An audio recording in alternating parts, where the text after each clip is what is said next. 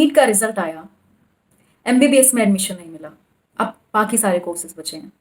कौन सा course choose करना चाहिए?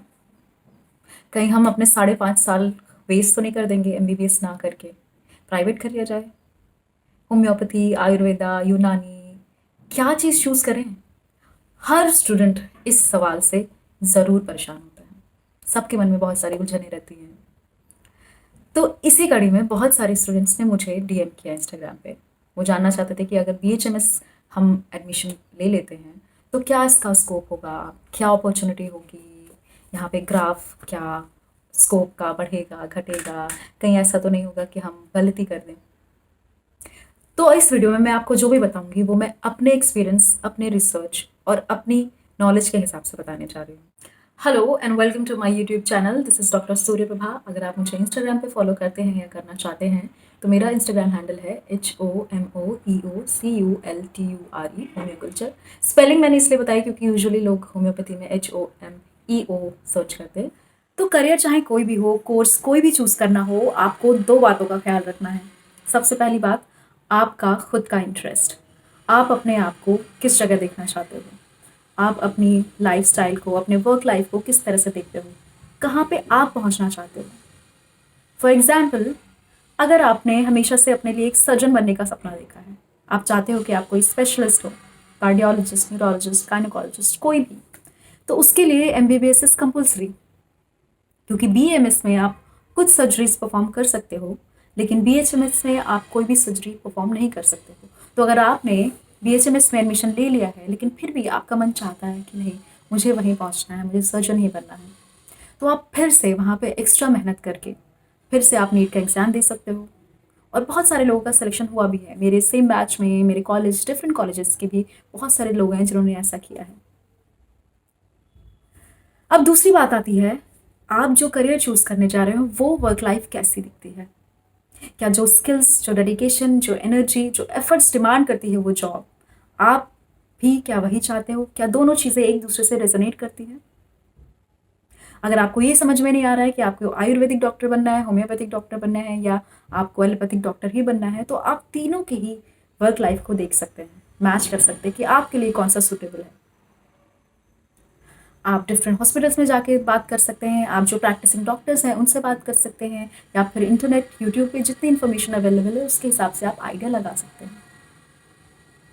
तो अगर मैं अपने एक्सपीरियंस से बात करूँ बीएचएमएस की, तो यहाँ पे आपको क्या क्या चीज़ सीखने को मिलेगी, कैसी जॉब अपॉर्चुनिटीज़ होंगी, पोस्ट ग्रेजुएशन के लिए आपको क्या क्या करना पड़ेगा, कितनी इनकम हो सकती है, इन सारी ही बातों को मैं इस वीडियो में बताऊंगी। अगर किसी स्पेसिफिक टॉपिक के बारे में आप एक प्रॉपर सेपरेट वीडियो चाहते हैं तो मुझे कमेंट करके बताएं या मुझे डीएम ईमेल भी कर सकते हैं किसी भी डाउट के लिए। तो अगर मेरे एक्सपीरियंस की बात करें तो आज मुझे 10 साल हो गए हैं। ईयर 2013 में मैंने बीएचएमएस में एडमिशन लिया था। तो 5.5 साल मेरे ग्रेजुएशन के और 4 साल, 4.5 साल जो मैंने डिफरेंट काइंड ऑफ जॉब्स की, क्लिनिकल, नॉन क्लिनिकल, और उसके बाद में मैंने अपने एग्ज़ाम के लिए भी पढ़ाई की। उन सारे ही एक्सपीरियंस के बेसिस पे मैं आपको बताने जा रही हूँ कि जब आप फर्स्ट ईयर से अपने फोर्थ ईयर तक की पढ़ाई करेंगे उसमें आपके होम्योपैथिक सब्जेक्ट्स रहेंगे और जितने भी मॉडर्न मेडिसिन के सब्जेक्ट्स रहते हैं वो सारे सब्जेक्ट्स आपको पढ़ाए जाते हैं, उनके सारे basics, except for the medicine part, क्योंकि होम्योपैथिक मेडिसिन अलग होती हैं। इंटर्नशिप के दौरान आपको 6 महीने के लिए होम्योपैथी के लिए प्रैक्टिस करनी पड़ेगी और 6 महीने आपकी रोटेटरी इंटर्नशिप होगी। स्टाइपेंड हमारे टाइम में 8,000 था, आपके टाइम में 8,000 हो सकता है, या इस टाइम पे जो भी चल रहा होगा उस हिसाब से हो सकता है। अब जॉब्स की बात करते हैं।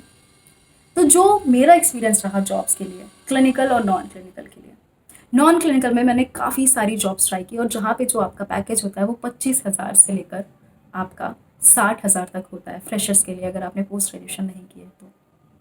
ग्रेजुएशन ख़त्म होने के बाद में जो जॉब अपॉर्चुनिटीज़ मिलती हैं फ्रेशर्स के लिए, उसकी इनकम आपकी 20,000 से लेकर 50-60,000 तक हो जाती है। बिल्कुल, क्योंकि मैंने ही खुद नॉन क्लिनिकल जॉब्स में मेरा जो पैकेज था वो 4.5 to 5 lakhs था जब मैं काम करती थी बॉम्बे में IKS हेल्थ केयर। उसके लिए भी मैं आपको डिफरेंट एक वीडियो में बताऊंगी कि कैसे करना है। अगर क्लिनिकल जॉब्स की बात करें तो यहाँ पे भी स्टार्टिंग आपकी 20-25 हज़ार से हो जाती है किसी भी हॉस्पिटल के लिए, जहाँ पे आप एज एन EMO काम कर सकते हो। और अगर आप गवर्नमेंट मेडिकल ऑफिसर के लिए प्रिपेयर करते हो तो उसके लिए भी कुछ इंटरव्यूज़ होते हैं, एग्ज़ाम दिए जाते हैं, उसके बाद में आप गवर्नमेंट मेडिकल ऑफिसर भी बन सकते हो।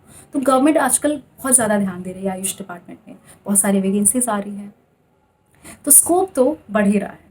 तो अगर आपने एडमिशन ले लिया है या लेना चाह रहे हो तो बिल्कुल भी घबराने की बात नहीं है, क्योंकि फ्यूचर ब्राइट होने वाला है।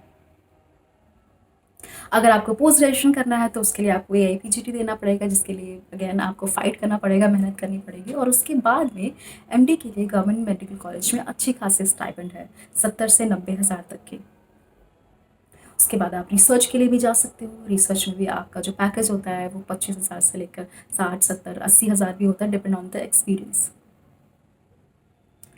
तो अगर आपकी लाइफस्टाइल, आप जो इंटरेस्ट, आपका इंटरेस्ट जिस भी पैथवे में है, अगर आप करना चाहते हो तो अपॉर्चुनिटीज़ की कमी नहीं है। I hope you find this video helpful. Let me know what else you want to know.